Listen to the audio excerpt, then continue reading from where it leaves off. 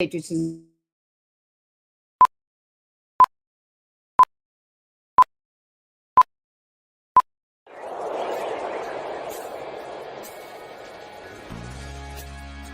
Giving a voice to the voiceless.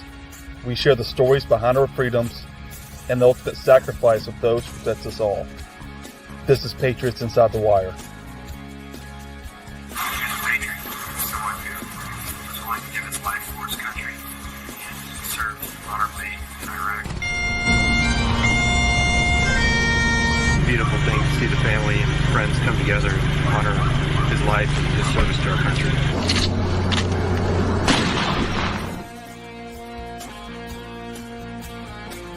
Great to see you guys out here. This is awesome, really. Welcome to the Patriots Inside The Wire broadcast, hosted by Gold Star mom, Tracy Two-Step. Welcome to the show, Patriots Inside the Wire, tonight with the Tree of Valor, Miss Lori Eager, and I'm here, Tracy Two-Step. Patriots Inside the Wire. We have a special story for you tonight, a special show and radio. Again, we are a network broadcast, podcast, and radio station. Shout out to you all out there. Please share. Grab your friends, your loved ones, your dog, your cat, your mom, your dad. Share this so that they can get in here and engage with us live. If you have questions, you may have a comment. We have a special guest in here tonight. Lori, how are you doing? Good. How are you? You're doing good. You look great. They need to come to the YouTube channel so they can see this over here at Patriots Inside the Wire. Check it out. You're in Texas, so we're worried about you. What's that? Oh, you're in Texas, so we're worried about you. How far are you away from? I'm not that far, but I'm okay. It's more about everyone else and people trying to pull together. There's a lot of teams out there that we're sending out our hearts and prayers to, boots on the ground that are used to dealing with things like this, that it's a tragedy. It's, my heart just goes out, but it has definitely been something that Texans, especially that much water, everything that's happening at camp at that time, the little kids, it's about all lives matter. So it's gut wrenching is what it is. And I'm just so embarrassed because we've never, except for that one time, right? It's the only time we've ever met. The rest of our friendship has just been this, right? So I can't place you in the state, like in my mind where you are. And I thought, my God, I didn't even check on her. What a terrible friend. Well, you're a very good person, I'll tell you that, because we do talk a lot. We do have our exchanges. We may talk a lot of business. That's why I said we need to catch up. It's been a lot of work and less of getting to know each other again. So I'm just glad that you've crossed my path and everything that you're doing at the Tree of Valor, and that Patriots Inside the Wire is able to showcase that and our lovely guests that we have. I know that you have someone tonight that you know, and that is Lieutenant Jason Ford, who has joined us. And what we'd like to do is that you tell me, Lori, a little bit, and then let's bring up our guest. Well, I feel like Jason's story is just so remarkable that there's it's hard to introduce him in a way that you can even appreciate what a magnificent human he is, because his personality is larger than life. It really is. But he is truly a walking miracle. That is the best thing I can say about him. Is his story is remarkable. And I told people, if you need to be inspired or you need to have hope, you need to listen to this show, because he shouldn't even be here. Okay. So you haven't even got all the goods. So this will really we're going to get it from him a little bit, but this is amazing. This is something to give some inspiration, and this is a miraculous story. It is. It really is. Yeah. So we're going to bring up Jason Ford, and we'll let him tell us how he'd like to be addressed, because I know he's a veteran. We thank all those who serve and have served always within our shows and programs. So we thank you for tuning in. Please share and join and get others to do the same, so we can get out these stories, the true stories that are out there of our actual heroes that are right here with us on Patriots Inside the Wire. Welcome to the show, Jason Ford. How are you? Thank you very much. I'm great, and I'm honored to be here with you. We're honored to have you. Now, Jason, my biggest question, how do you want me? Do I call you Jason? Do I say Lieutenant? You can call me Jason. Okay. You can call me All right. Jason. Yes, that's totally fine. Okay. And tell me a little bit, Jason, so maybe we do get an idea out there. That's a good way to start. So you're a veteran, and you were, tell us your rank, MOS, and how you got in that journey.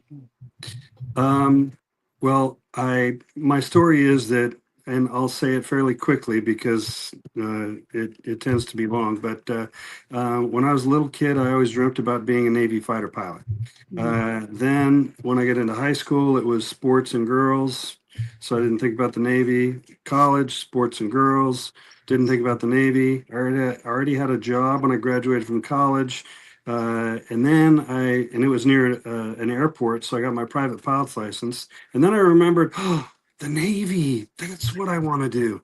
So I went down to the Navy recruiter's office and spoke to the recruiter and said, hi, I want to be a Navy fighter pilot. And the guy said, all right, slow down there, Tiger. Wait, you need to do some testing. So he put me through all the testing, and I did fine. But this happened to be after the first Top Gun movie came out. So what they told me was that given that fact, the competition had spiked, and so I was on hold. I was not rejected nor accepted. I was on hold. And I was sitting there for a couple of weeks thinking, I don't want to just wait, and it possibly for nothing. So I thought, what else might I like to do? And I thought, well, to be an attorney, you just need to be able to stand up in front of people and argue something logically. I can do that. So I took the LSAT, applied to law school, got accepted. As the first day of law school was approaching, I would call the Navy about once a week and say, any change? Am I accepted? And they would say, nope, still on hold, still on hold. So I started law school. Went through the first semester and everything was fine. Halfway through finals of that first semester, I was walking through my little law school apartment and I looked at the telephone on the kitchen counter, and all of a sudden, for the first time in whatever it had been, 4 or 5 months, I thought, oh, the Navy. I haven't talked to the Navy for so long. So I pulled my wallet out and I had a little business card of the Navy recruiter in there. I called and said, hi, may I please speak with Lieutenant? I don't remember what his name is. So let's say Lieutenant Johnson. The guy who answered the phone said, no, Lieutenant Johnson's not here anymore. He's now selling vacuum cleaners. Are you calling because you want to buy a vacuum cleaner? I said, no. I said, this is Jason Ford, and I applied like 4 or 5 months ago, and I was on hold. I'm just calling in order to see if there's any update. And he said, you said your name was Jason Ford? I said, yes. And he said, well, I happen to have your file open in front of me right now. And Lieutenant Johnson just had needed to make 2 more phone calls, which he didn't make. I have now made those 2 phone calls, and I'm expecting to hear back within the next half hour as to whether you're accepted or not. And I said, yeah, right. Yeah, okay. That's not true. And he goes, no, really? So I said, all right, fine. Here's my little telephone number at my little apartment. I said, fine, call me, whatever. Well, 15 minutes later, he called me back. He said, congratulations, you're accepted. So I thought, all right, what do I do?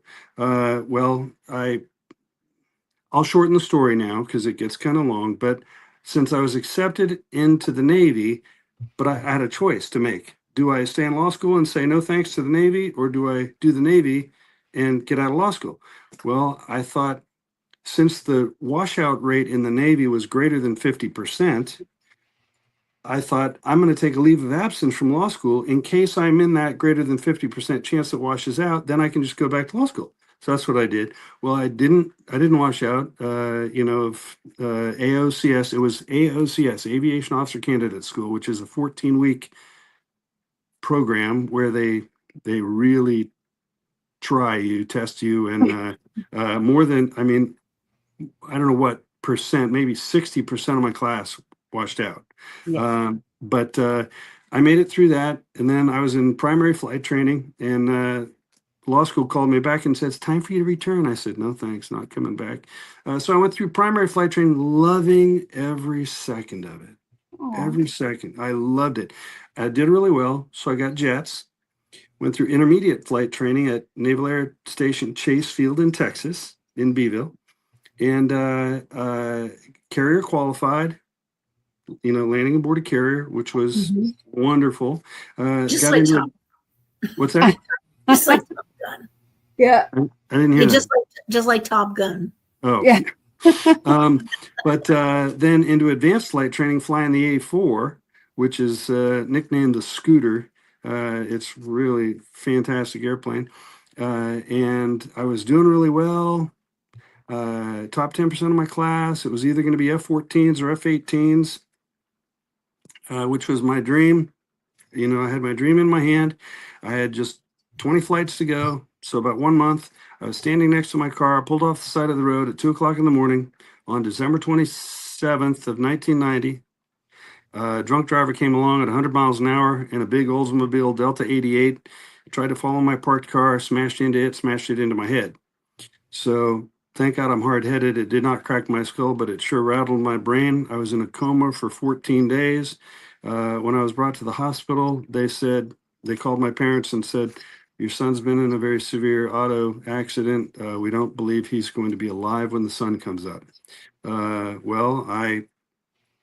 14 days later, I opened my eyes. I didn't speak for 2 days. Once I started speaking, I wasn't making any sense. And the left side of my body was completely paralyzed. So I had to relearn how to walk, how to talk, everything. And I had the maturity level of a little toddler. So yes, everything was a challenge, but to me, I was supremely grateful that I was alive. And I just had every little goal. I had all these little goals in front of me, and those were everything. For example, one of the two examples. One, the scariest moment of my life. Much scarier than approaching an aircraft carrier at whatever the airspeed is in a jet to catch a trap. Much scarier than that was when I was first told. See, I'm getting chills even just telling you. I was told by the nurse that I could use the walker and go into the shower by myself. As I was using the walker to get into the shower, it scared me to death because I saw the tiles going up the walls and on the floor, and there was that bar on the right, and I thought, if I fall, I'm dead. Period. So that was the scariest moment of my life. And then challenge, like they said, walk on this beam. It went about 6 feet straight ahead, and then it turned at 45-degree angle, went 6 feet, and it was only about 3 inches off the floor. But it was my task to walk on that beam and then make the 45-degree angle and walk on the beam. I kept falling off. I just kept falling off. I get on the beam, I'd fall off. Get on the beam, fall off. I was just thinking, damn it, I'm going to conquer you. So challenges like that. So then the Navy said I was 100% disabled, unfit for duty, meaning that they would pay me 100% of my salary for the rest of my life, but I was out. Okay, now this is what I want him to stop. I want him to stop Go at this part. Okay. Because you're going at a rapid pace, and I want people to appreciate and to take in everything you've already said, because the version of this is you're telling you to make sure we get it in, and you have plenty of time. But that is such Tracy and I always say, we can kind of see who's watching this on social media, but next Wednesday when it's on the radio, on all these different radio stations, you have no idea who's going to hear this. You'll probably never know. So the impact, the opportunity for the impact that you have at this moment and hear my heart when I say this, for veterans who cannot see their way out of the dark. Okay. The very people in general. The very last words that people. you said were, "Don't piss on my tire, man." Right. Remember Well, that's yeah. Okay. I can put some little details in. So my point in telling you this is that this was huge, Jason. Like, you washed through that God love you like you were taking a bath. Like, this story is so thick. There's so much depth to it, and he doesn't necessarily need to give all the bits of it, but I just want people to look at him and realize, number one, he shouldn't be here, right? Like, he really shouldn't be here. And number two, if he wouldn't have worked hard, if his family, and especially his mom, she was very creative, his friends were creative, and the things that they did, right, to help bring him back and to help him to come back to who he was.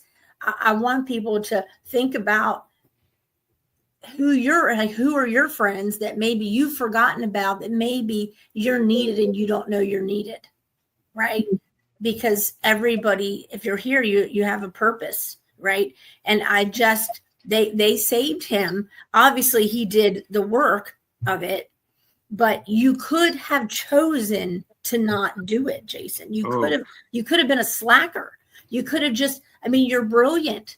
And and the rest of the story that he's going to tell is just head banging to me. Like, I just want to bang my head on the desk. So I want to get this part of the story. I just want people to appreciate you at this place before you go into the next one, because it is. Okay. Well, let me say something here. So you're live on Patriots Inside the Wire with Jason Ford here, and that was Lori from the Tree of Valor speaking. Here at Patriots Inside the Wire, Jason Ford is explaining to us, not only did you go law school, like that is pretty big to just go in and you're in law school, and now you decided you're joining and you're in flight school and you're doing all this fabulous work to serve our country as a veteran.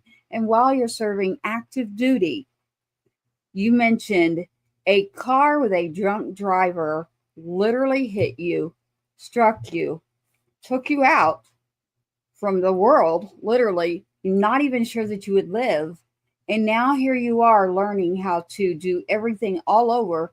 And I can only imagine not only the physical, the mental and emotional parts that come along with that, even just as a mother. You mentioned your mother. And I want to say, thank God that you're here, number one.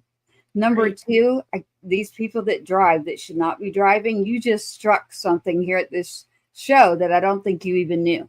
So we have some things in common, and I have to tell you that I'm glad you're here, and I would love to hear more from you for sure. And I think you're doing great because you have a lot to fit in there.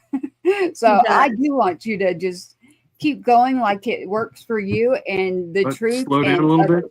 Oh no, you're fine. I just really wanted people to appreciate how hard you worked. Okay, thank you. I appreciate that. And there are so many details that I'm not putting in there because the story is very long. Some little, I'll insert some of the little things I think that you're referring to, Lori.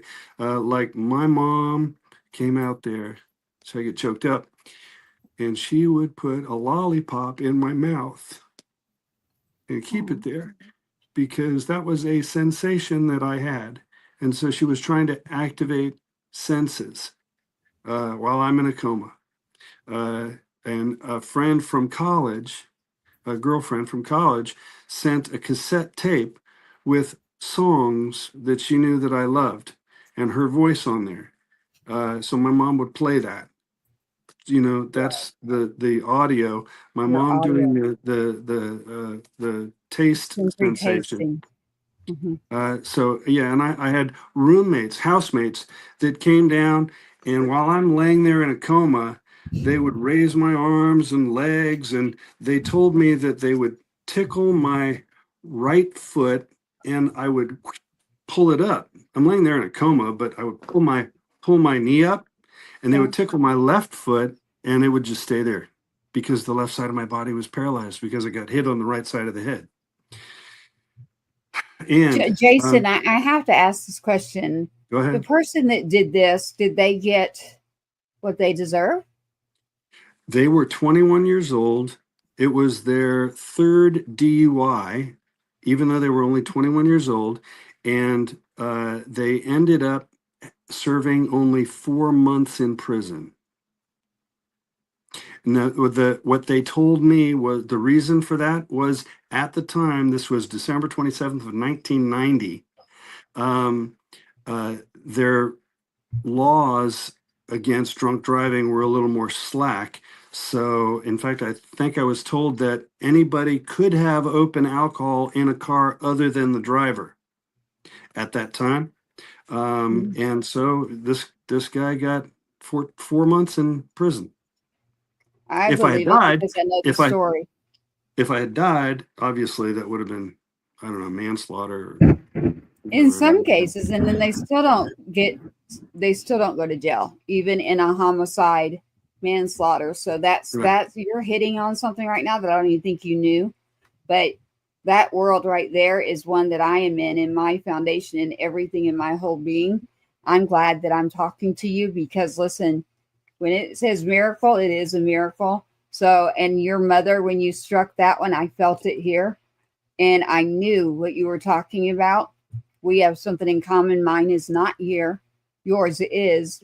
And so I thank you for the raw truth, the raw emotion for those out there. I think what Lori was trying to pull out is that no matter who you are and what is going on, there is a lot going on with other people too. And if someone can overcome something, then let's listen to your story and understand how to overcome and what you did. And we Right. can learn from that. And so I'm going to let you pick it back up Okay. and let you tell me, and your caption there, don't let them tell you you can't do it. At the end, Exactly. I'm going to ask you that. Well, Tracy, one example was I was early in the recovery. I was in a hospital bed. I was paralyzed the left side of my body. And one of my buddies from flight training came to visit me. And we were having a conversation, and I don't know how badly I was doing in the conversation because I couldn't find words, but we're having a conversation, and then all of a sudden he stopped and he said, Jason, he said, do you realize what you were doing just 2 months ago? And I looked at him and I said, yeah, do you realize my ticker is still ticking? You see, my priority was not, woe is to me because I was flying jets for the Navy. I had my dream in my hand, and now I can't do that. No, no, no, no, no, no. My priority was this happened to me. How do I fix it? How do I get back? And when the Navy said I was 100% disabled, unfit for duty, that meant that they would pay me 100% of my salary for the rest of my life, even though I was out. I didn't owe them anything. And the majority of the other patients I was in BIRU, Brain Injury Rehabilitation Unit.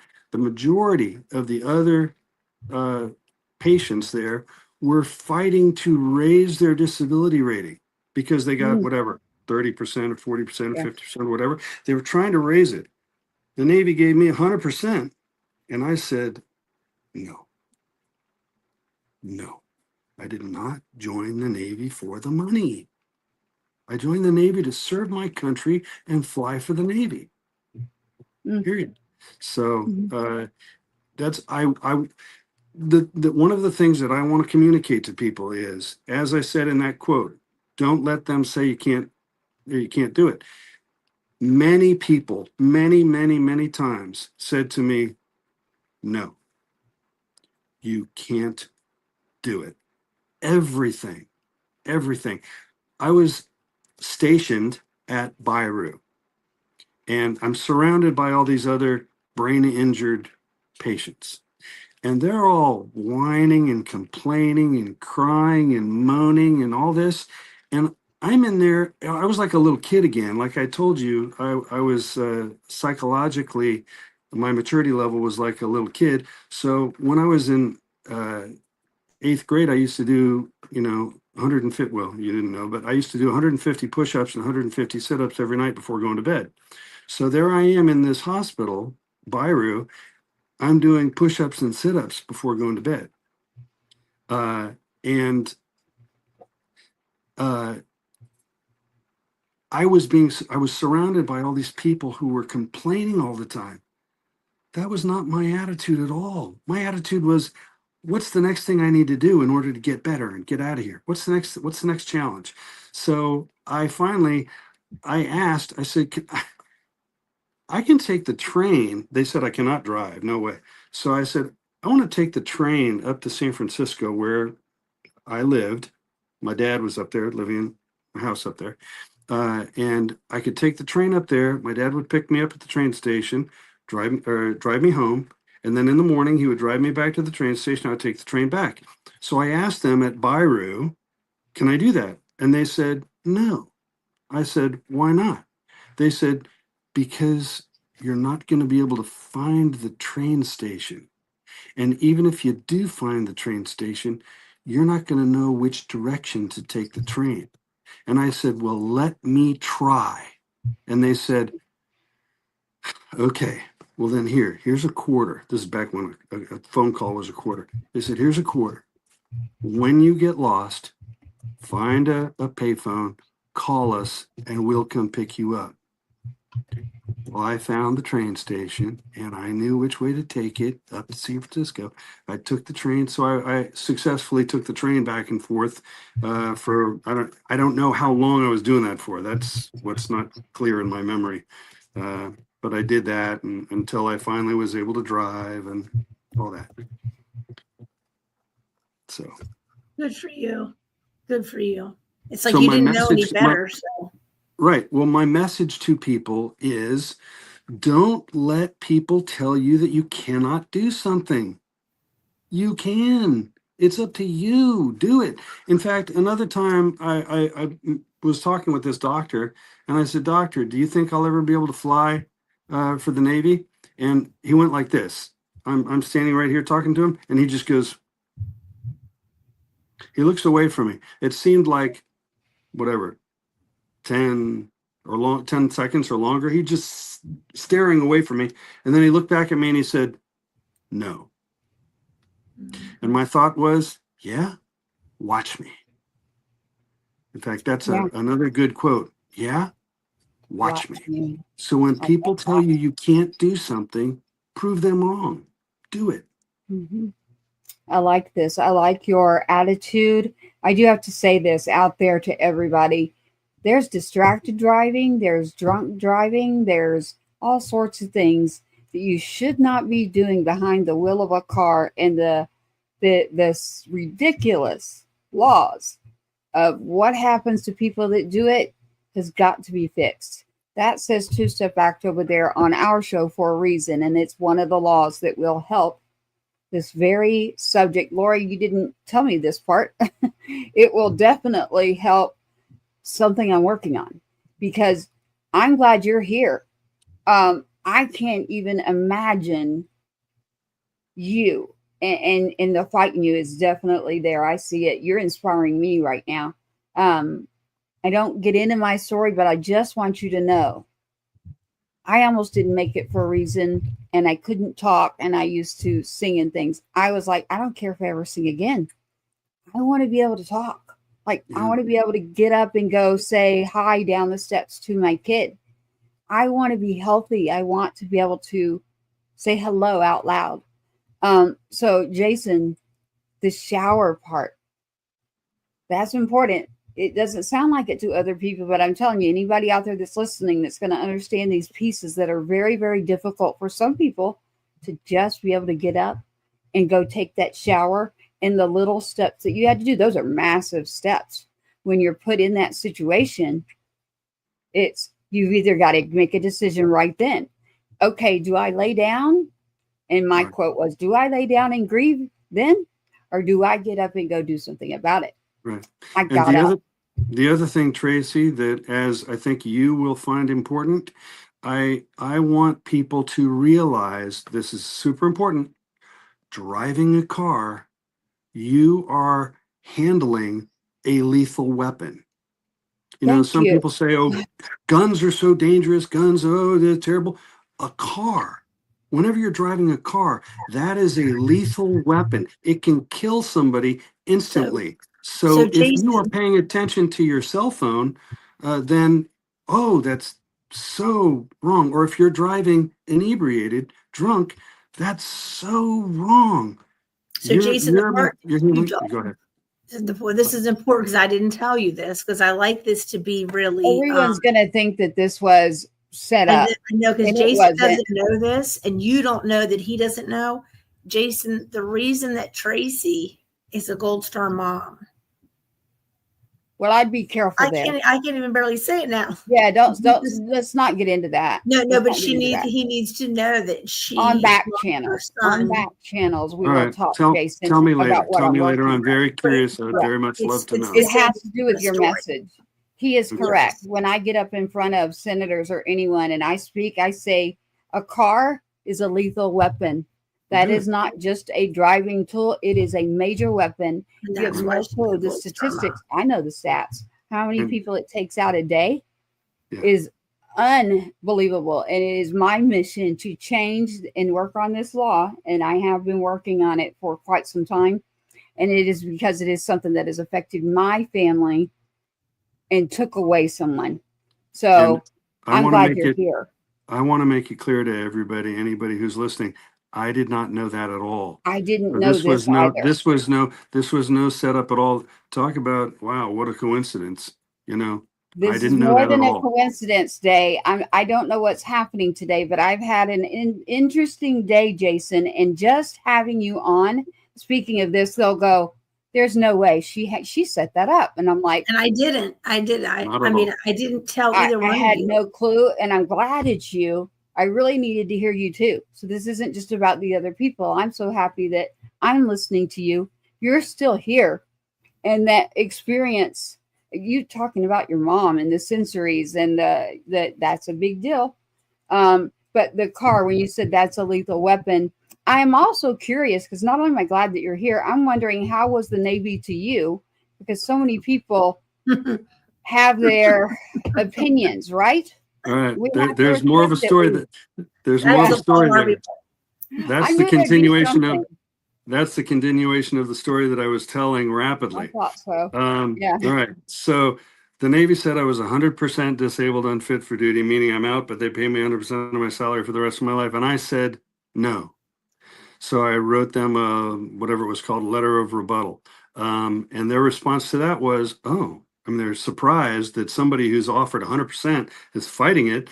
So they said, okay, 30% disabled, unfit for duty, just reducing the amount of money that they would pay me, but I was still out. So I said no to that too. I had to go to a physical evaluation board. And that's a funny story too. If you want me to tell you about it, I can do that. But so I went to the physical evaluation board. Wait, let me tell you a little bit of that story. They they had said it was going to be down in San Diego, and they said I would have to present my case to this board, physical evaluation board, and they would assign me an attorney, a naval attorney. Well, I had a family friend who was an attorney, current attorney, but he was a retired Navy admiral. And he flew the A4, same airplane that I was flying. He had flown it in Vietnam. So I called him, Admiral Peck. I called him. I said, Admiral Peck, sir, would you be willing to represent me against the physical evaluation board in San Diego? And he said, sure. So we flew down together. We walk in, and there's this Navy, female Navy lieutenant. She's the attorney that would have been assigned to me. And when I walk in, she says, oh, and I was an ensign. I was Lieutenant JG at that time, which is the second rank of officer. When I was hit by the drunk driver, this side, I was an ensign, first rank of officer. And then when I woke up from a coma, I was promoted to Lieutenant JG, the second rank of officer. So I'm a Lieutenant JG, and this lieutenant attorney says, oh, well, there's no way, you should not have fought that 100% to bring it down to 30%. If I were you, I would turn tails and get out of here as fast as possible and don't look back, just accept that 30%. And Admiral Peck, standing next to me, he said, Lieutenant, I'm Admiral Peck, and I will be representing Lieutenant Ford. So sit down. And she was just like, oh. That was great. Yeah. So we I like walked in and we won. So they said, okay, fit for duty. I said, great, thank you. Strap me back in the cockpit then. Let me go flying. They said, no, we found you fit for duty, not fit for aviation. I said, okay, fine. How do I get found fit for aviation? They said, talk to NAMI, that's Naval Aeronautical Medical Institute, the kingpin of naval aviation medicine in Pensacola, Florida. So I called them and they said, have a flight physical. So I had a flight physical, passed everything until at the end of the flight physical, they're asking me, the flight surgeon is asking me all these questions, that the answer to which is no, all these different questions. Finally, he gets to, have you sustained a loss of consciousness? And I said, yes. He looks up at me and he goes, you have sustained a loss of consciousness? I said, yes, sir. He said, for how long? He was expecting me to say 1 second, I got punched in a bar or something. I said, 14 days. He said, oh, you are NPQ, not physically qualified. I said, come on, sir, what do you mean? I passed everything. And he goes, oh, no, 14 days loss of consciousness. No, you are NPQ.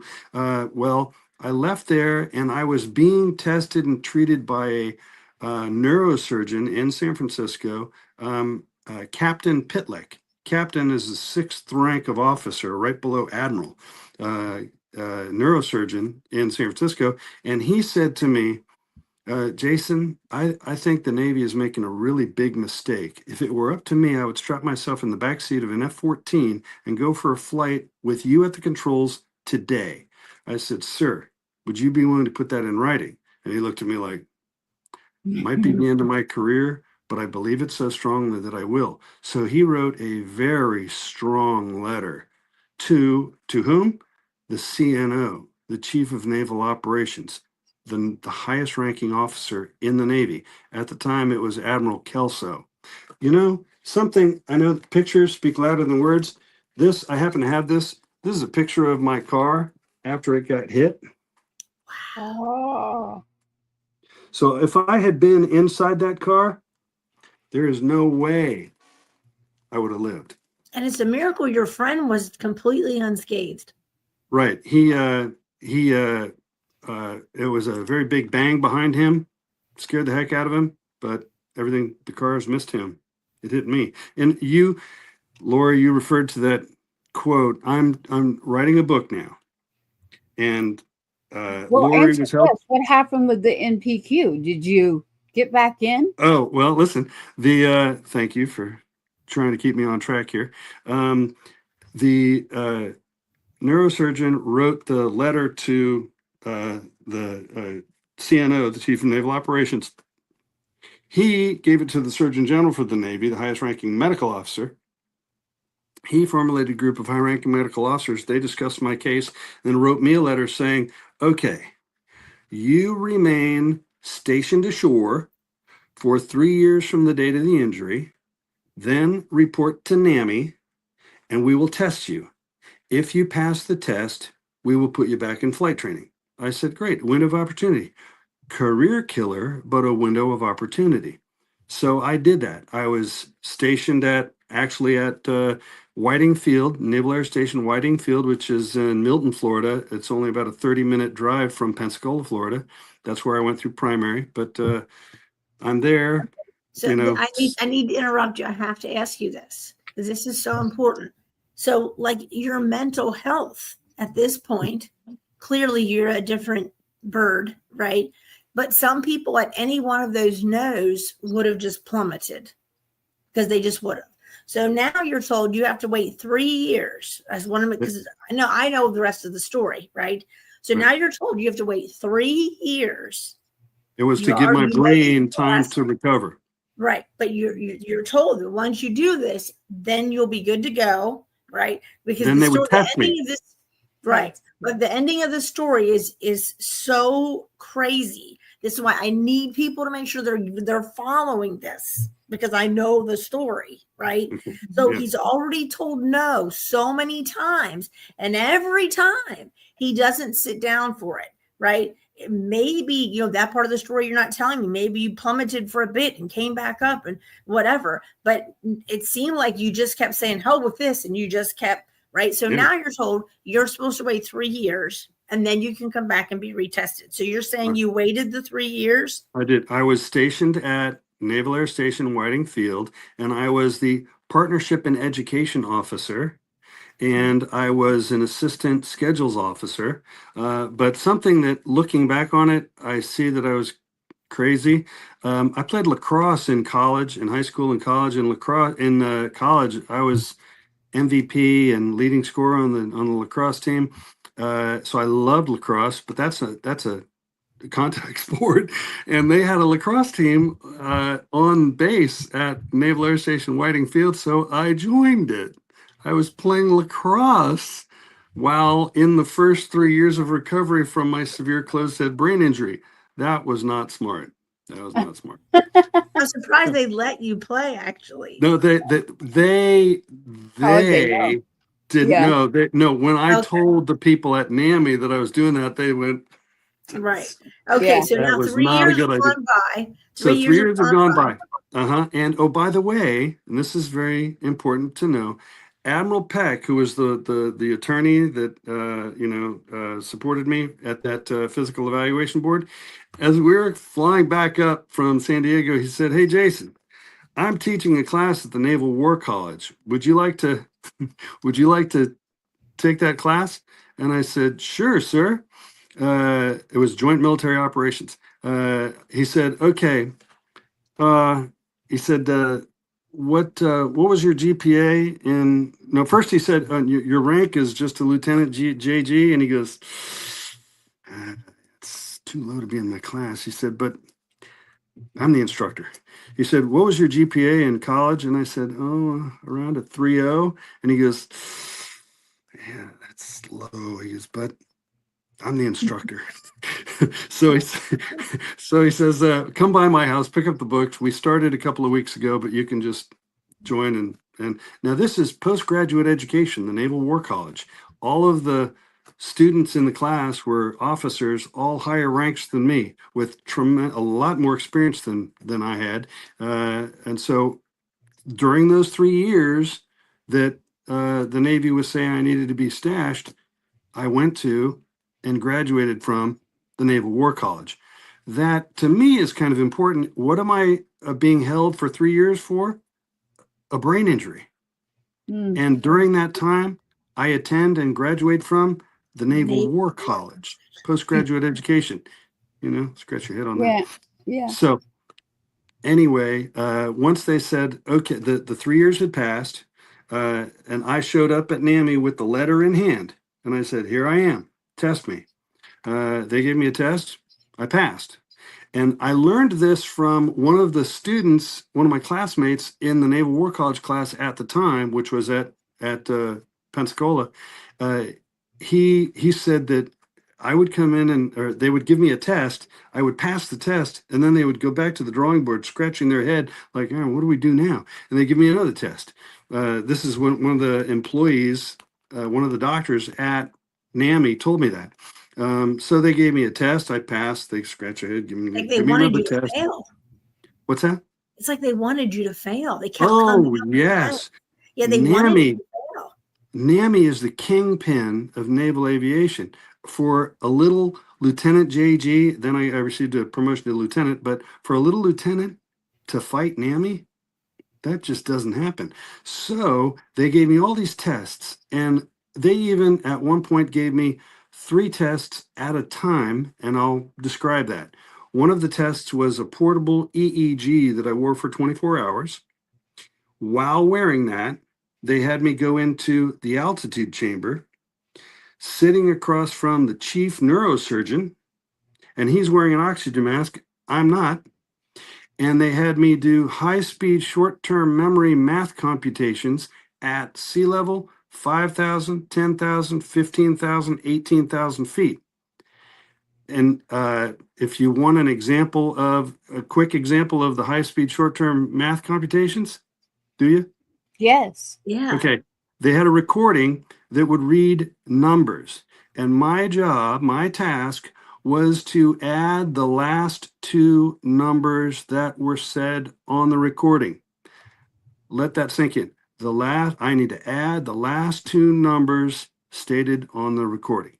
So for example, they would say 2, 3. I would say 5. Then they would say 4. What would be the next thing I would say? 9. No, No, no, because no, no, no, you have no, to no, add no. 4 and the 3. Exactly. 3 and 4 is 7. 7. So I would have to say 7. Then they That would is say harder than you 2. think. And so I needed to add the 4 and the 2 to, so it was Okay. it was challenging. And then The doing it at computation, yes. sea level, 5,000, 10,000, Yeah. 15,000, 18,000 feet. Well, to really mess with them, I did better at 18,000 feet than I did at sea level. So they really scratched their You head. passed. Yes, I passed. I passed all the tests they gave me, all of them. And then we got together in the auditorium at NAMI. It was it looked like a movie theater. On the stage was a microphone and a commander to summarize my case. In front of the stage was a table with the commanding officer and all the department heads. And in the auditorium was me and about 75 flight surgeons. So my case was summarized, and then the commanding officer says, "Lieutenant Ford, do you have anything to add?" I said, "Yes, sir." I stood up there and basically pled with them for 5 to 7 minutes, and then they escorted me out while they deliberated for about 2.5 hours. And they invited me back in to hear their decision. And their decision was that they were recommending a waiver to BUPERS, the Bureau of Personnel, which is the Pentagon. They were recommending a waiver for me. I thought, well, that's great. Their recommendation, however, was, here's where it gets a little technical. Their recommendation was a service group 3, which meant only cleared to fly, only medically cleared to fly multi-piloted aircraft. What was the reason for that? Given my head injury, I stood a slightly higher than average % chance of having a seizure. Mm. Knock on wood, I have never had a seizure. Mhm. But then I heard that the Pentagon, BUPERS, the Bureau of Personnel at the Pentagon, was not going to accept NAMI's recommendation. So I was wearing my SDBs, my service dress blue uniform. I took an airline flight up to Washington, D.C., and marched in there, and I found the detailer who was going to be giving me the information, a lieutenant. I looked him straight in the eye. I figured he read the medical report and said, "There's no way this guy could be able to do anything."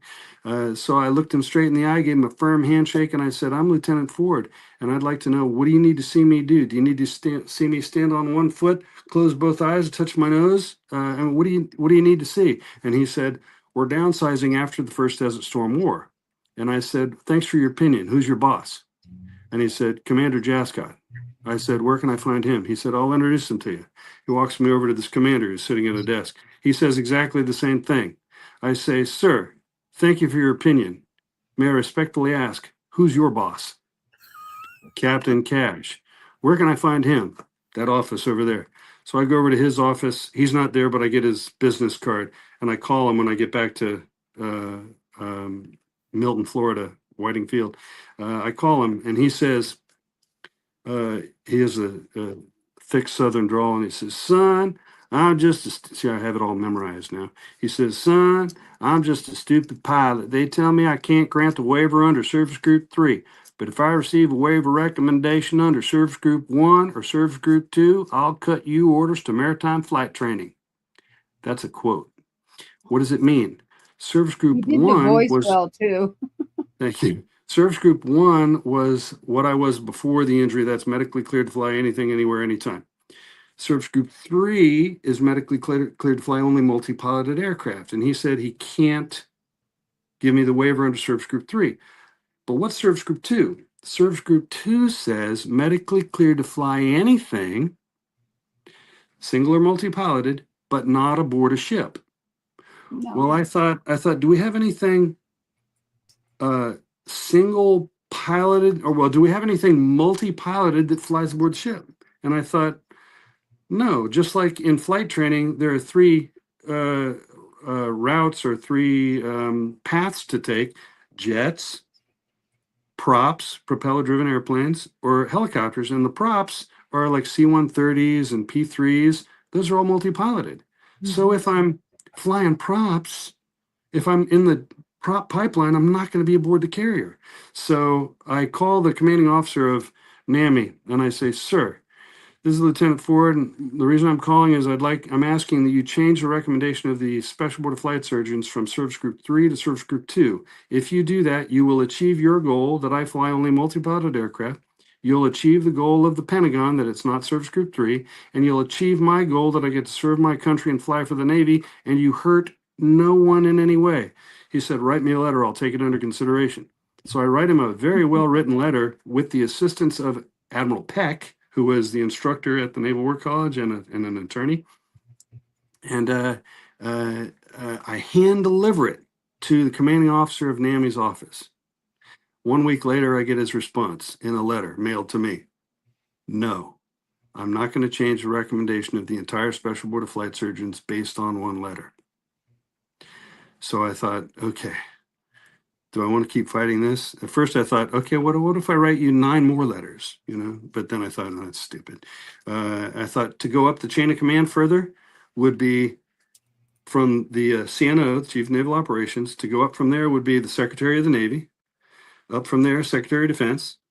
Next would be Vice President and President. And I decided not to do that. Mm. So I'm leaving the political things out of it. And Yeah. this is the thing. This is the thing, though. He's still smiling. Like, I know there are some people who literally would not be here today. I know this after telling that story, Jason. Like, I don't even think you get it. I really don't. I've heard this story so many times as we worked on your book a lot, and you tell the story, and you never, unless you have it buried somewhere deep, it had to cut you. But you don't, you refuse. You're like, that's okay. I'm going to do something else. Well, you don't let anyone say no. Amazing. It is so amazing. But the point is, I'm so glad that I'm alive. I almost wasn't. going to say, go back to the part where, okay, you've served in the Navy for how long? 7 years. 7 years. Is that your total amount of time in the Navy? Yes. Okay. So you've been in the Navy 7 years. You've gone through something where you lived and you technically should not have. That's something that literally kills 99% of the time, what you went through. And then the thing that I'm picking up on is when you go to one door and they say no, then you just keep going. Start at the top of the ladder, work your way down if you have to. That's where I go. You need to go to the top of the ladder. You're going to tell me no? No. Then I'm grabbing somebody with me, and that's what you did. You have to understand no's not the option.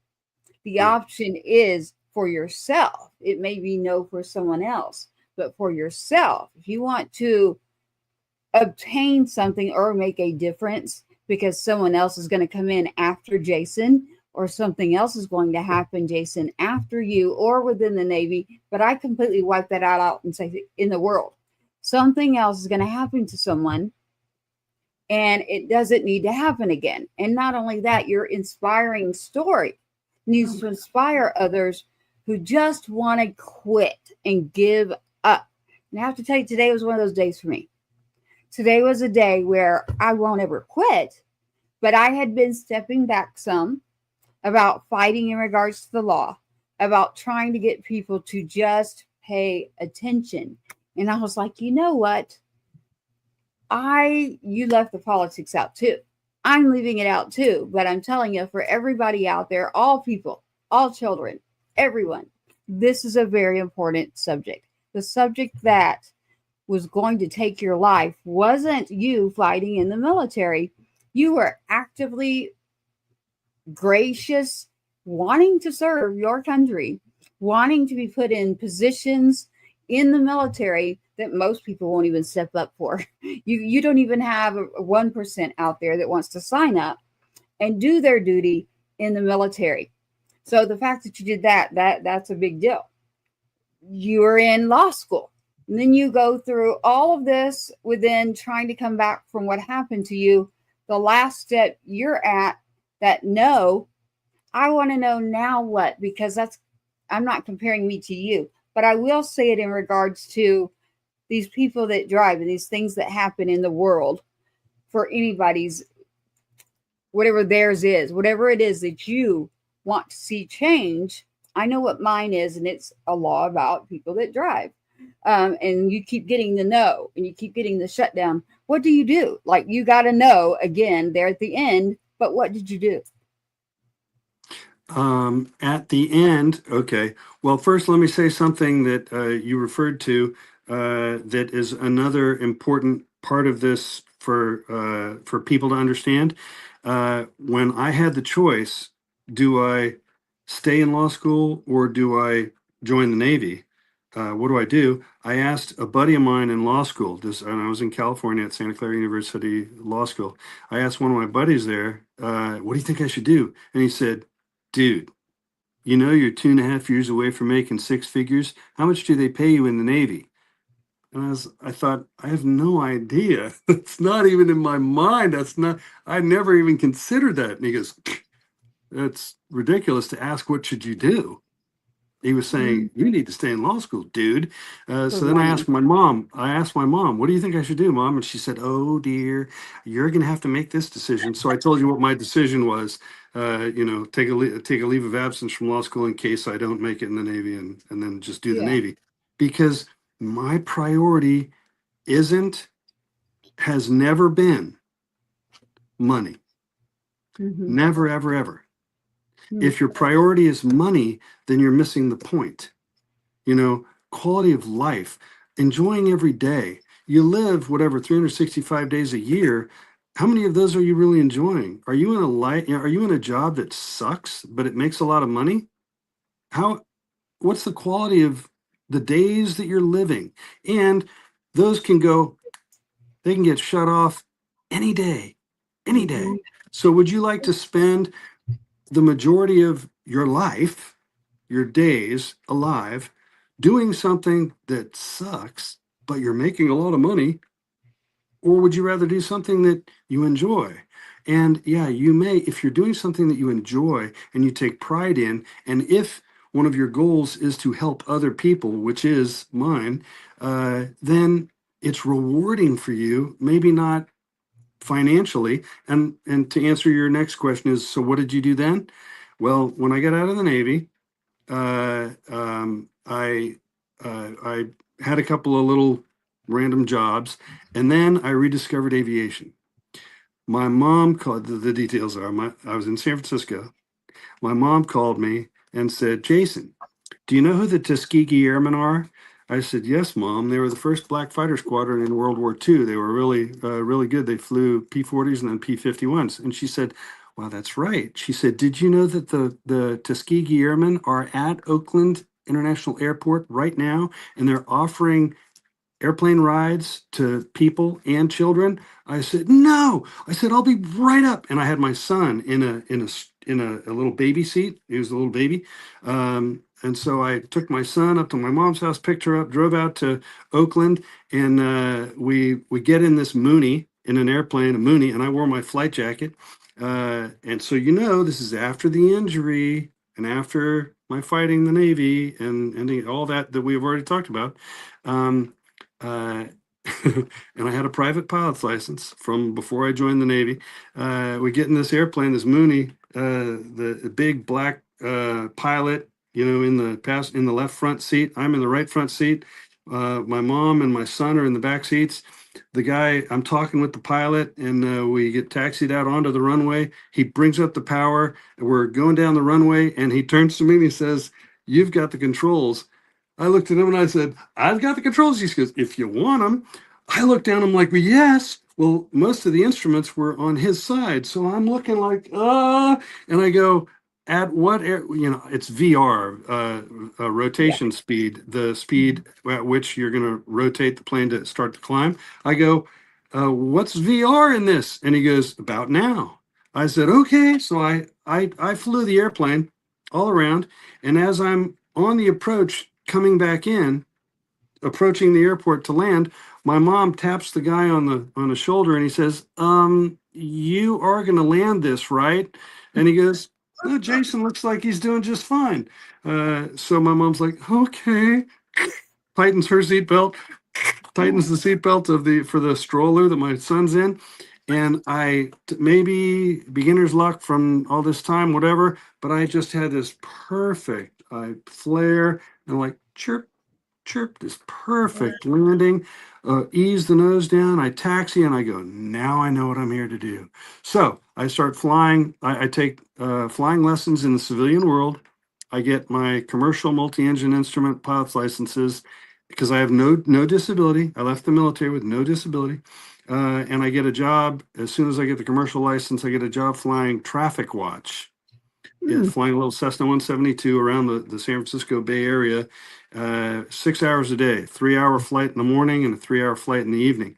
And I had a low number of hours because I'd only been through flight training in the Navy and had my little private pilot's license before that. So I didn't have enough hours for an airline, and I thought, well, I'll do this until I have enough hours for an airline.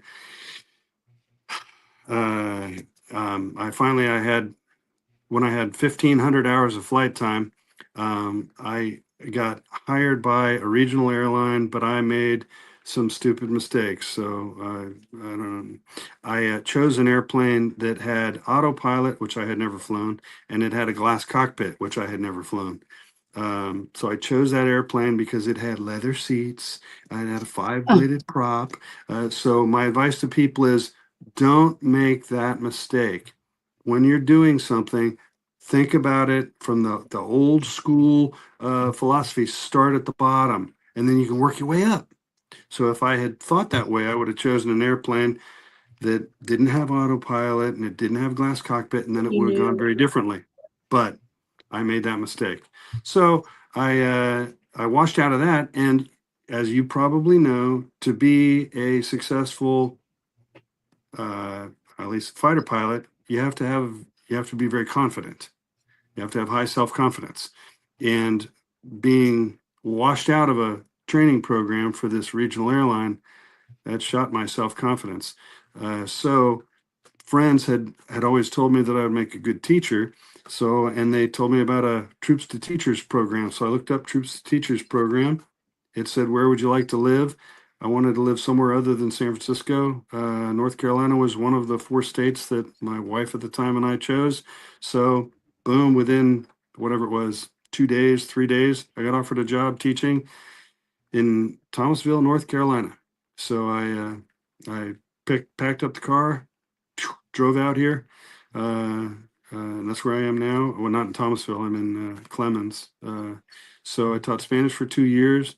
Then that program got canceled, which didn't make sense to me. But I then started teaching English as a second language, and I taught that for a total of 17 years. And then, as I told you at the beginning, I saw the level of respect of the students and my authority as a teacher to manage the behavior of the students in my class go down. So I thought, use an aviation term, I'm pulling chocks. Pulling chocks. Yeah. An aviation term. Such resilience. Pulling chocks. Yeah. Pulling shocks. It means, do you know what it means? You're out. Yeah, I'm out. And so teaching in itself, I've always said that is something that that's just a no for me. Literally, I did do it for a little while when I had to, because of what happened in our country, and I just had to do it for my kid in 5th grade.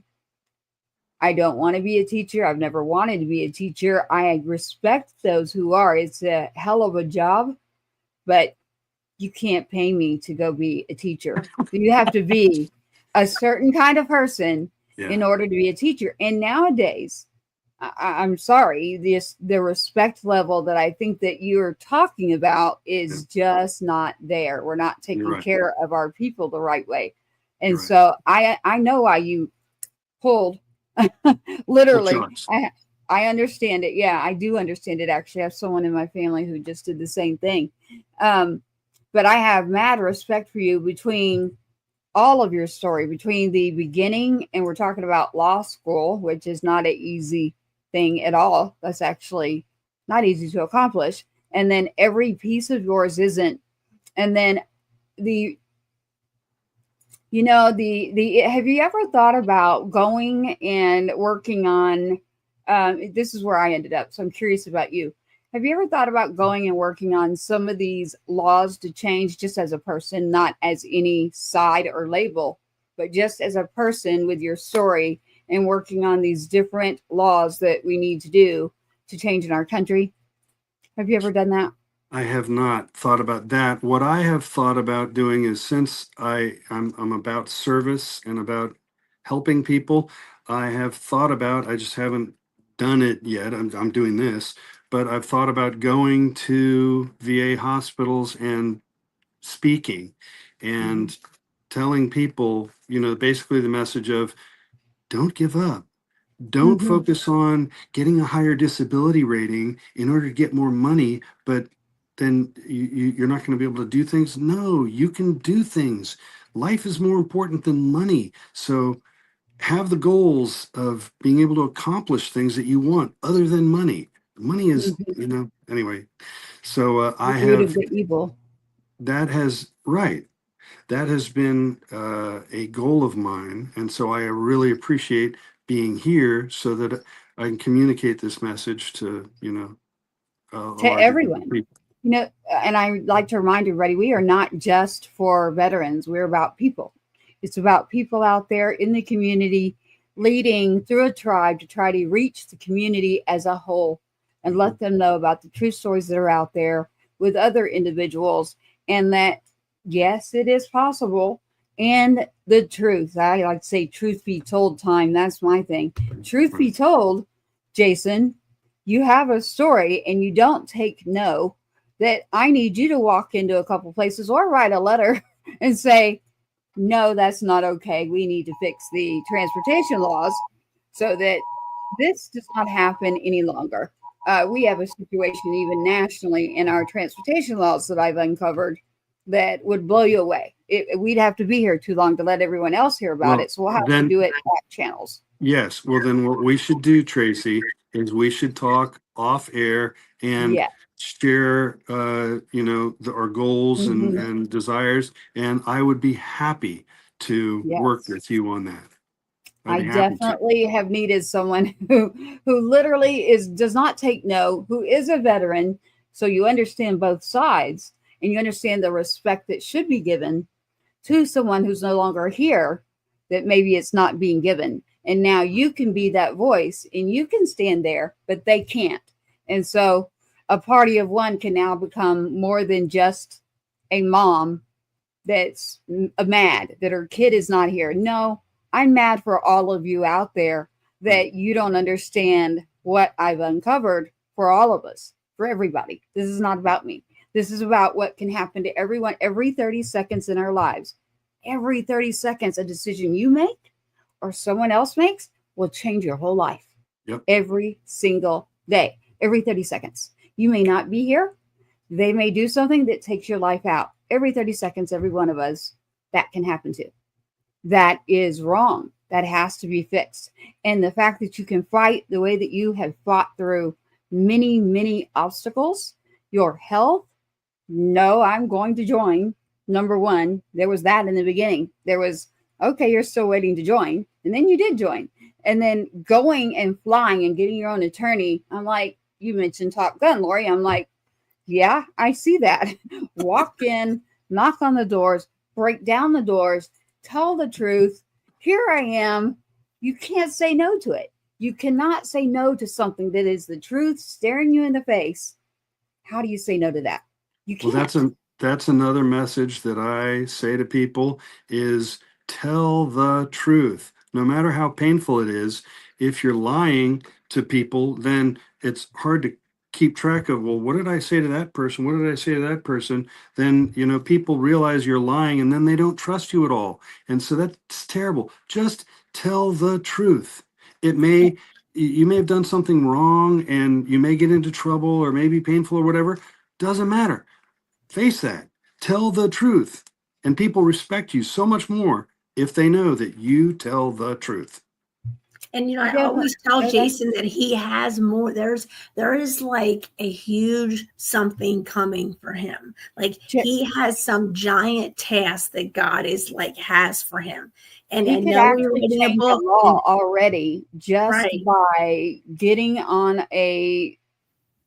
the level I'm at where I've been and then stepping in. He could actually break a door Right. open and say, let's have a talk here. Yeah, I I'd already be know happy to. that. And so people meet for different reasons. I do believe in that. There's a reason. I don't know how Lori does it, but she does this to me every single time. Literally, she finds someone and I haven't even talked to her today. So I'm like, you have no clue. But today, Jason, it's not even just for the audience. It's one of those days where I'm so sick and tired of everybody nitpicking on the stupidest things. Yep. Like, you need to realize that life's so short, you may not be living That's right. later.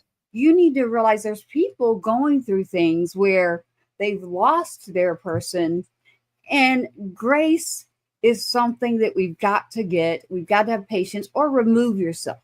I say that. You don't like it, just remove yourself, or in this case, turn the channel. You don't like it, go somewhere else. But I have a mission to accomplish, and I promise you, with every breath in me, that it will happen because I've uncovered too much in our transportation laws through the national level on accident. But I don't know if you call it an accident. You call it I'll be An damned if incident. you're going to tell me no. I'm the mother, and I don't give a damn who you are. I don't care if Right. you're the president. I really just don't care. We agree completely on that. I Yeah. don't care. In fact, I give respect to janitors in schools. I give as much respect to a janitor as I do to the principal. And I give as Yeah. much respect to the janitor as I would the president of the United States. They're all people, and we Yeah. all deserve respect. We do. Give me respect, I'll give you respect. I don't care Right. what your job is or what you do. Yes. And I have someone, we're getting a lot of thank you for your strength and your honorable service and sharing your story. Jeremy's mentioning that he'll be attending the National Disabled American Veterans Convention next month to call things out. Jeremy, I see you there. He tunes in and out of our show here at Patriots Inside the Wire. There's a convention for the disabled American veterans. You're probably familiar with that, Jason? Yeah, a little bit. In fact, I now am disabled after fighting my disability down to zero, and then becoming a teacher. I whatever it was, my third or fourth year teaching, I had a bad dizzy spell, and so I got examined and was given a 50% disability.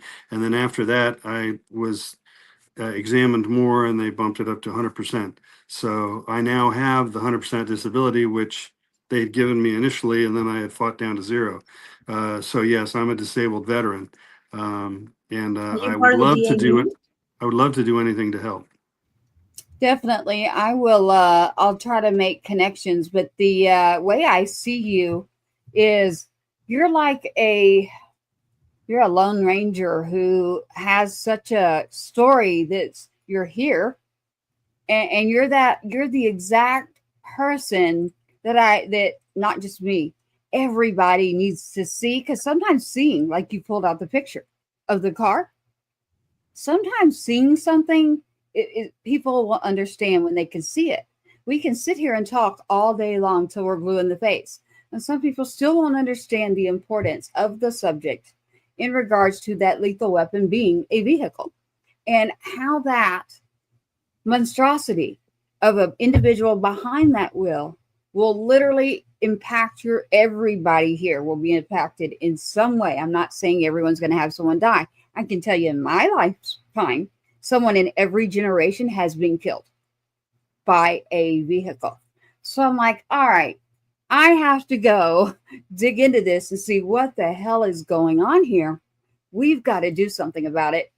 And to be honest with you, Jason, it was just a mom who was like, I'll be damned if this is going to happen. I will not.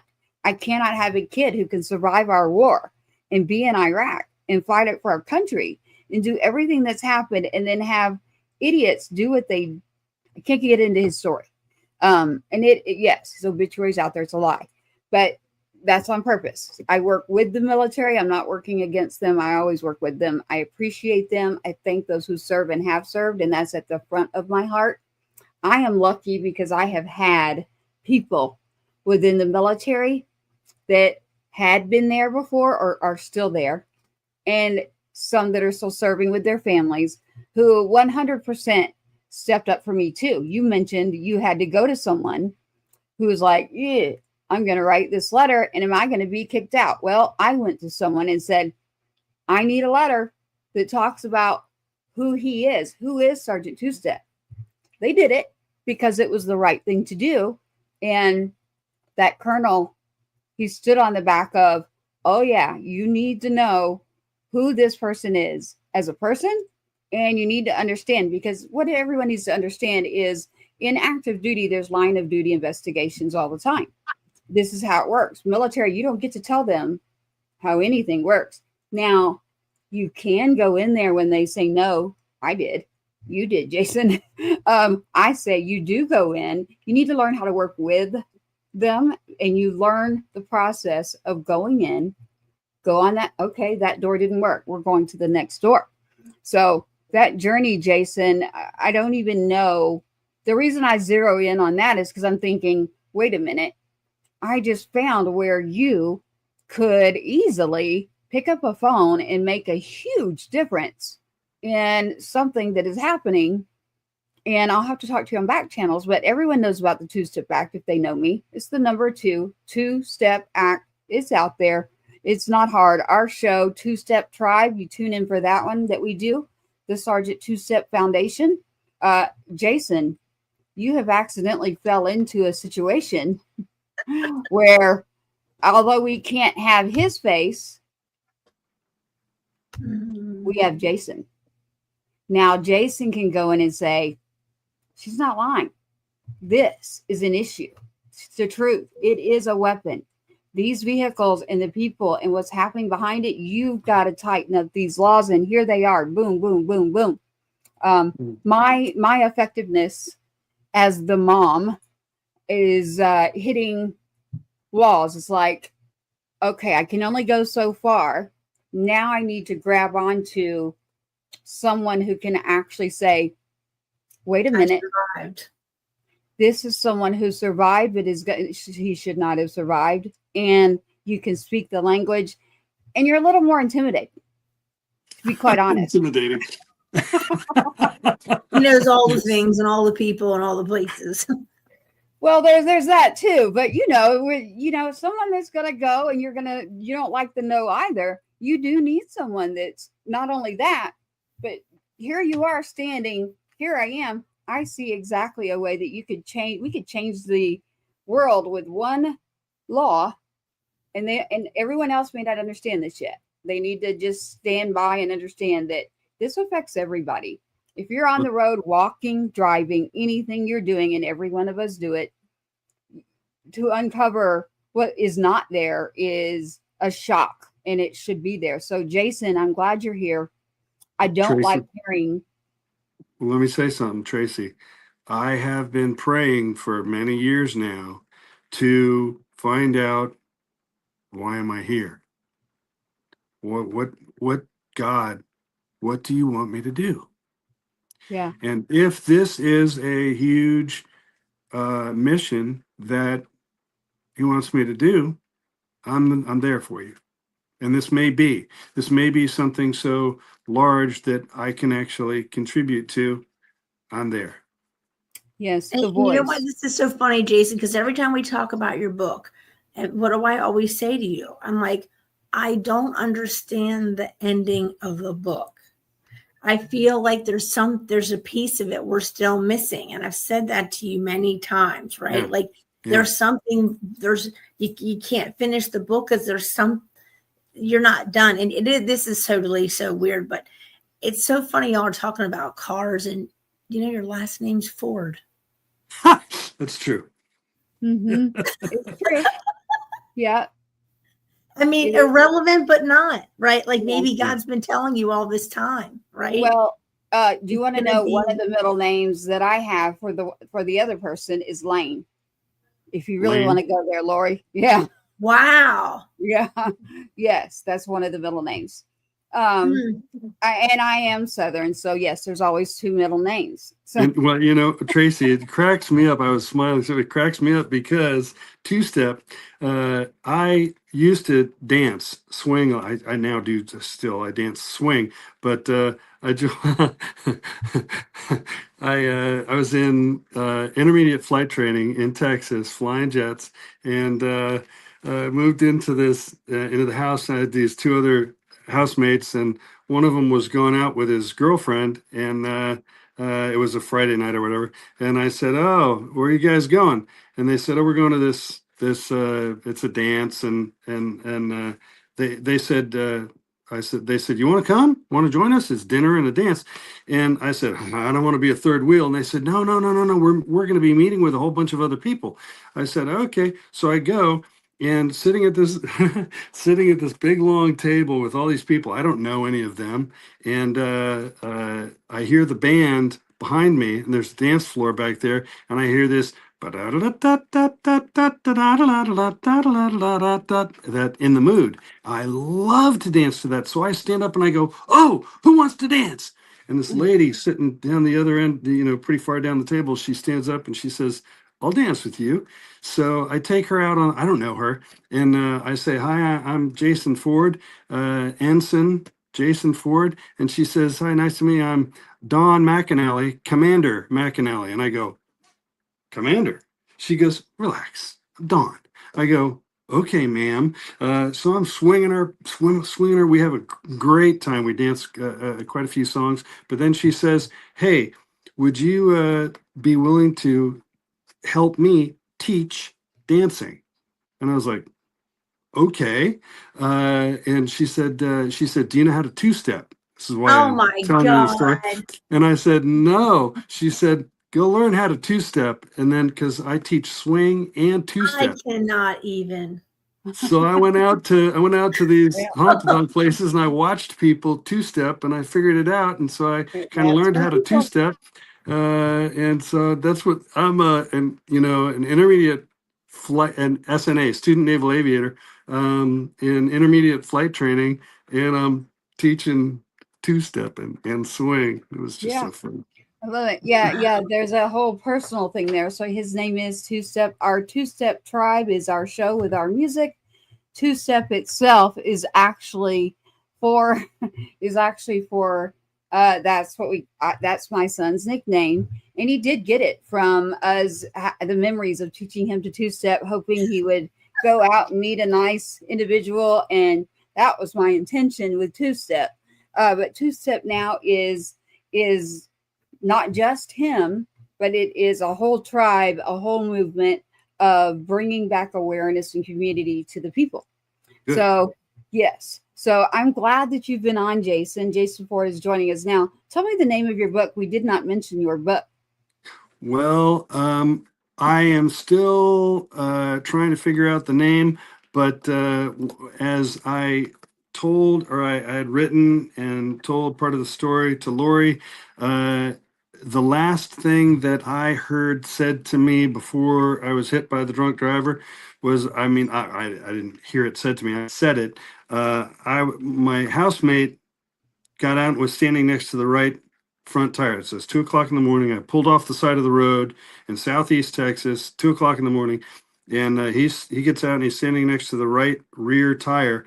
I get out and I walk around the car. I'm standing next to the right front tire. We're both faced away from the car. And the last thing I said was, "Don't piss on my tire, man." And then smack, lights out. Wow. Cannot So, believe it. A so, repeat offender. so Lori suggested, "Hey, that would be a good title." Oh, Don't do piss you on my want him to tire. name the book that? Don't piss on my tire, man.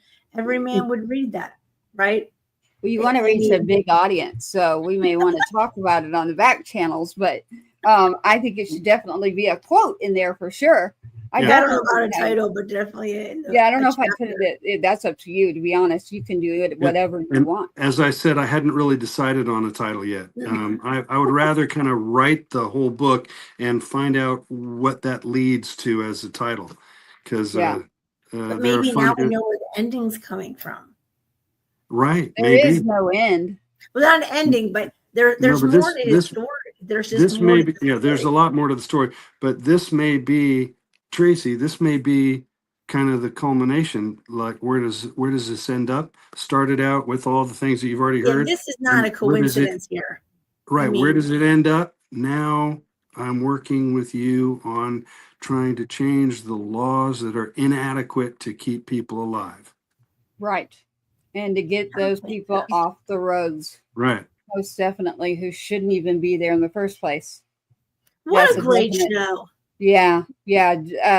And Jason, so I thank you. I thank you for everything, not just your service, but your courage, your heart. Your heart's there. The respect you have and what you do just by coming in.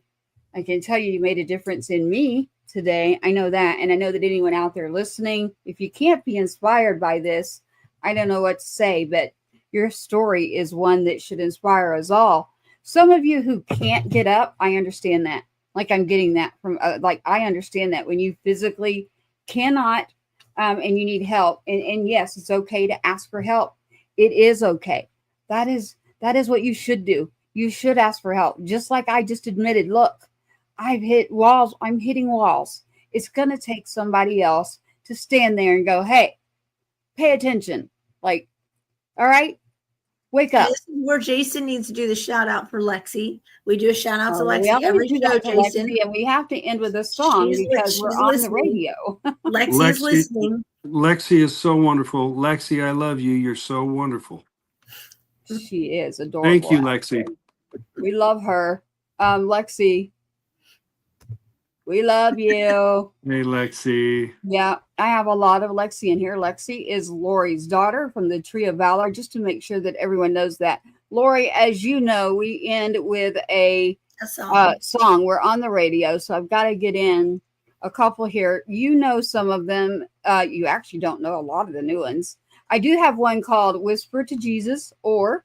Oh, I love that song. Yes, I love that song. Do that one. That's my favorite. I was going to go to what you always have me go to. No, I love that other one. people's. I have a full catalog in here of others. I want that one because that's so relevant to Jason's story. You don't want me to grab a veteran or Uncle Rhino. You want that one. Well, if you want to do two, that one was good. That one, and then the Raise Your Glass. The one that the favorite one that I like of Uncle Rhino's is great. The Best of Us. Oh, Best of Us is that. Listen, everybody out there, Uncle Rhino, go check him out. This song is called Best of Us. You need to hear this song. Check that out. Go check out Two Step Tribe, the number 2. Two Step Tribe on YouTube. Find it. You can find it on Instagram, but it's a website too. PatriotsInsideTheWire.com. Two Step Tribe. That's the number 2. Don't try to spell that. twosteptribe.com, and you will find everything. But Two Step Tribe has its own YouTube as well, full of music. Music is very therapeutic. It's a universal language, Jason. So music is where completely agree. I fell over in there. That's why I decided I'm going back to music. That's a therapeutic move right there. So I will listen to Lori. But yes, Best of Us by Uncle Rhino. Without a doubt, we all need to check that out. So here we are. I'm going to listen to Lori, and we're going to play these and see what Jason thinks, and then we'll close out the show. Here's the first one that Lori likes. Lori, what's the name of it? The Whisper to Jesus. Okay, here we go. And this is for Lexi and Lori and Jason, actually. Here you go. For Jesus, do you hear me as I whisper and look up to the sky? The clouds drift slowly, but they don't reply. I'm searching for a flicker, a spark in the gray, something to convince me they found their way. Please, Jesus, can you send me a sign? A nod from above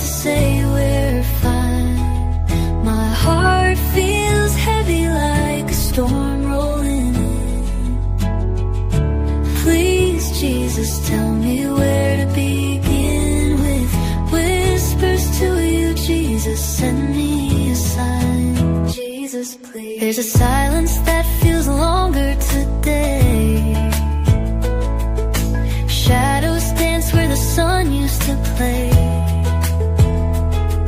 I'm holding on tight, but the rope's wearing thin. Hoping for a whisper, cutting through the din. Whispers. Is everything as it should be? I don't know. The world spins fast, but my own feels slow. I'm trying to catch the rhythm of your tune, but I'm lost between the sun and the moon. Please, Jesus, can you send me a sign? I'm not from above to say we're fine. My heart feels heavy like a storm rolling in.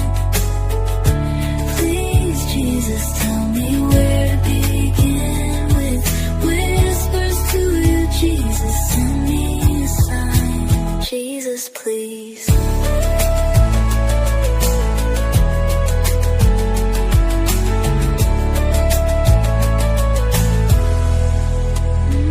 Maybe your answers are written in the rain, in the quiet moments that ease my pain. And when the world seems to crumble apart, let me feel the warmth of your steady heart. Thank you, Jesus, for the whispers.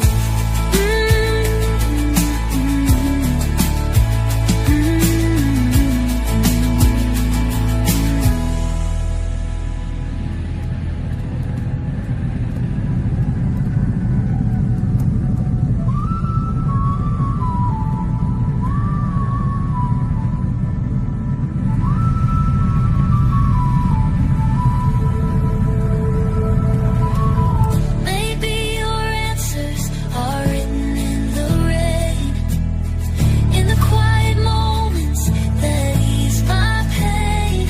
And when the world seems to crumble apart, let me feel the warmth of your steady heart. Thank you, Jesus, for the whispers.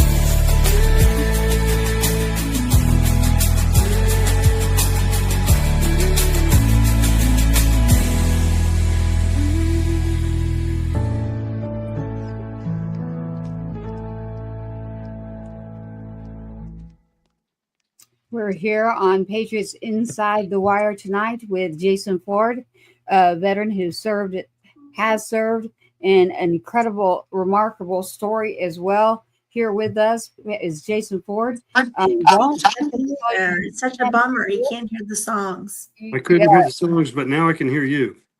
Yes, and so I don't think that I'm gonna play the next one if he can't hear it. It's a setting. I don't know. No, it's okay. No, Tracy. It's important that everybody else hear it. It's not that important that I hear. It's Lori. You can go back and listen to it. Okay, I'll go back and listen to it. Yeah. You definitely can. And then Best of Us is Uncle Rhino. There is a new mix out there. I would encourage everyone to look that up and definitely check that out with Uncle Rhino. And that's RYANO, Uncle Rhino, for Best of Us, the song.